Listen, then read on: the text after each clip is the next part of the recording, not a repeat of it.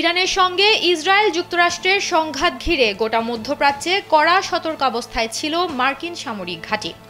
বিগত দিনগুলোতে ইরাকের বিভিন্ন স্থানে ড্রোন ও রকেট হামলার খবর পাওয়া যায়, যার বেশিরভাগই আঘাত হানে খোলা জায়গায়।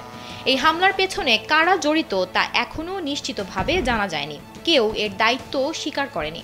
বৃহস্পতিবার রাতে ইরাকের স্বায়ত্তশাসিত কুর্দিস্তান অঞ্চলের আরবিল বিমানবন্দর এলাকায় মার্কিন সেনাদের অবস্থান লক্ষ্য করে হামলার আগেই ভূপাতিত করা হয়েছে বিস্ফোরক বোঝাই একটি ড্রোন।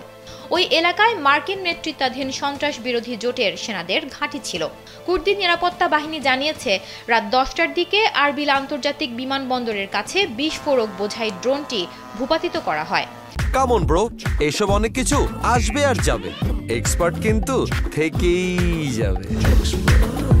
এর ফলে কোনো হতাহত বা বিমানবন্দরে বড় ধরনের ক্ষয়ক্ষতি হয়নি। আরবিল বিমানবন্দরে এর আগেও বেশ কয়েকবার রকেট ও ড্রোন হামলা হয়েছিল।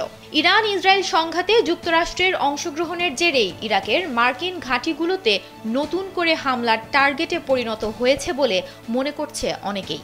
বিমানবন্দরের অন্তর্বর্তীকালীন পরিচালক ডানা তৌফিক নিশ্চিত করেছেন, ড্রোন ভূপাতিত করার পর নিরাপত্তাজনিত কারণে কেবল একটি ফ্লাইট সামান্য বিলম্বিত হয়েছিল। বর্তমানে বিমানবন্দরটি সম্পূর্ণ নিরাপদ, তবে এ হামলার দায়ভার এখনও কেউ স্বীকার করেনি।